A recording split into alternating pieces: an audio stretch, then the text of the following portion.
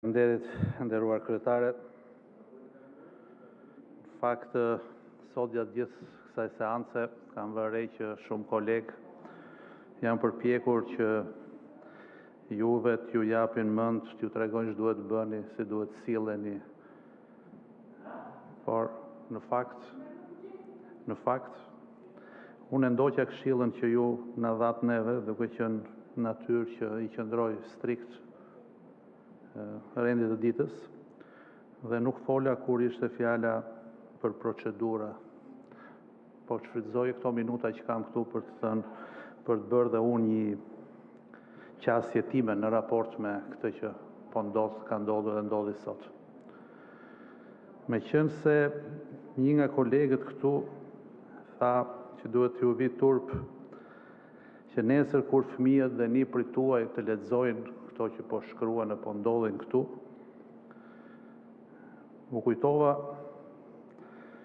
që unë kam hyrë në historikun e kuvendit, kam lexuar se çka kanë bërë në këtë rast, çka ka bërë Imat, çka ka bërë Pandi, kolegë të tjerë këtu kur kanë qenë në opozitë. Dhe të them të drejtën, fillova të dyshoj nëse duhet jem krenar apo jo, sepse nuk vura re Gjukundi, pse lexova në asnjë vend që të kish djegur në i karrige, që të kish fyer në i kolegë, që të kish hedhur të musën kuvend, që të kishte thënë kujt grup kriminal, që të kishte thënë kujt që të vi turp që je këtu. Kështu që po filloj të mendoj, ju lutem jo nga vendi, zoti Pulli ka fjalën. Që të bëj një propozim për një ndryshim të rregulloren e kuvendit, ku të gjithë ata që fyejn të nderohen, të gjithë ata që djegin të shpërblehen, të gjithë ata që tentojnë të godasin kolegët t'i themi heronj, të gjithë ata që drejtojnë molotovët kundër selive të partive kundërshtare të tyre, t'i shpallim udhëheqës. Dhe do të kërkoja që të vendosim një tabel emulacioni në kuvendin e Shqipërisë, ku fotografitë të gjithë tyre kolegëve t'i vendosnim aty, dhe kur të rinë që vinë shpeshherë të vizitojnë kuvendin e Shqipërisë, të mësojnë se si duhet të sillen nesër në rast se do të jenë në këtë sallë. Tashti po i kaloj diskutimit për buxhetin e vitit 2023, buxhetin faktik, i cili sigurisht është një pasqyrë e performancës ekonomike të vendit, ku mbahen në konsiderat në mënyrë të padiskutuar disa tregues kryesor që ndikojnë në zhvillimin ekonomik.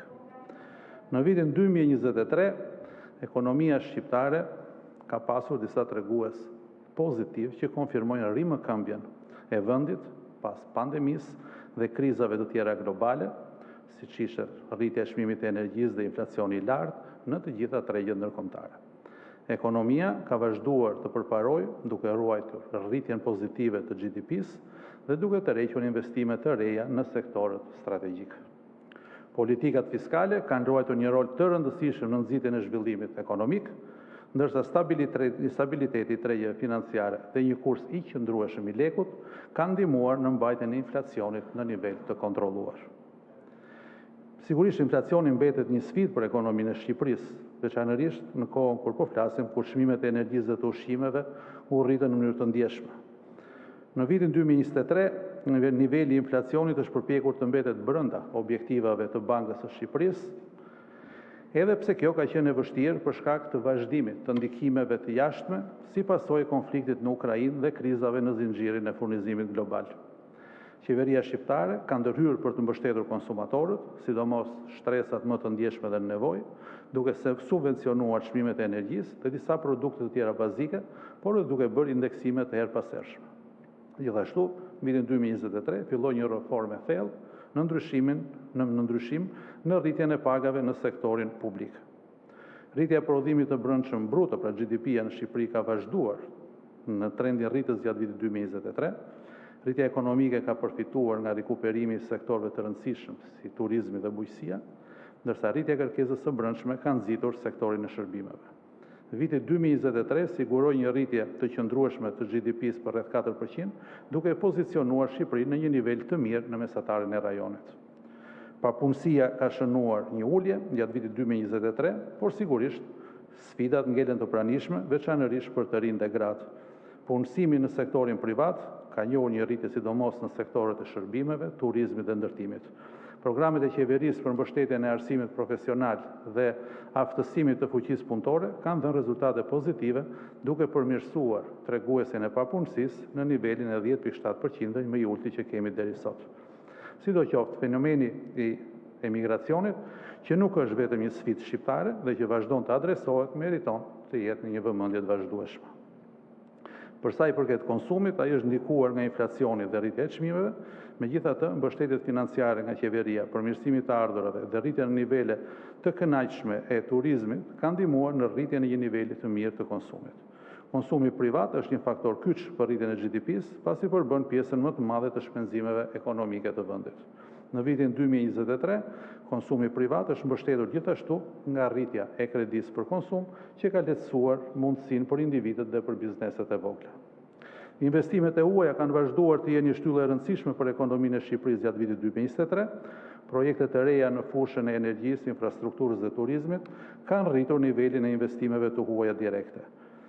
Interesi i investitorëve të huaj është nxitur dhe nga përmirësimi i klimës së biznesit dhe reformat në sistemin e drejtësisë.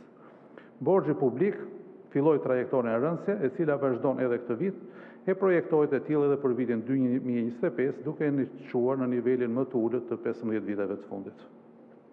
Investimet në infrastrukturë kanë qenë një komponent i rëndësishëm i buxhetit 2023. Projekte të mëdha si ndërtimi i rrugëve dhe zgjerimi i rrjetit energjetik janë mbështetur nga qeveria për të përmirësuar konkurrencën ekonomike të vendit. Investimet në infrastrukturë jo vetëm që kanë rritur kapacitetet e vendit në turizëm dhe tregti, por gjithashtu kanë krijuar vende pune dhe kanë nxitur zhvillimin e zonave të ndryshme. Infrastruktura digjitale po ashtu njohu një oftë të madh, duke i çuar shërbimet online në mbi 1200 të tilla. Eksportet e bujqësisë kanë shënuar rritje gjatë vitit 2023, duke përfaqësuar një burim të rëndësishëm të ardhurave për Shqipërinë. Sektori i bujqësisë është modernizuar me investime në teknologji dhe përmirësim të infrastrukturës ujitjes, çka ka rritur prodhimin dhe cilësinë e produkteve bujqësore. Eksportet e produkteve si frutat dhe perimet në tregjet e Bashkimit Evropian kanë kontribuar në rritjen e të ardhurave të fermerëve dhe të zhvillimit të zonave rurale. Kjo rritje ka ndihmuar gjithashtu në zvoglimin e papunësisë në zonat bujqësore dhe ka përmirësuar standardin e jetesës në këto komunitete. Sigurisht që kemi sfida, kanë edhe vendet më të zhvilluara europiane, por besoj që jemi duke i adresuar dhe përballuar me një vizion të qartë se ku duhet të mbërrim. Turizmi, një sektor kyç i ekonomisë shqiptare në vitin 2023, solli një numër të lartë vizitorësh të huaj dhe të ardhurat konsiderueshme. Vendi ka përfituar nga promovimi ndërkombëtar i destinacioneve të tij natyrore dhe kulturore, si dhe nga përmirësimet në infrastrukturën turistike. Turizmi ka dhënë një impuls të fuqishëm ekonomisë, sidomos në qytete si Saranda, Vlora, Tirana, apo dhe Shkodra e zonat me bukuri mahnitse në veri të vendit. Ky sektor ka krijuar vende pune dhe ka përmirësuar të ardhurat për banorët lokal, duke kontribuar në zhvillimin e qëndrueshëm të ekonomisë. Në përfundim, buxheti faktik i Shqipërisë për vitin 2023 ka treguar se ekonomia e vendit është në një proces të një rritjeje të konsoliduar, që e demonstron më së miri edhe projekt buxheti 2025 që po diskutojmë këto ditë. Faleminderit.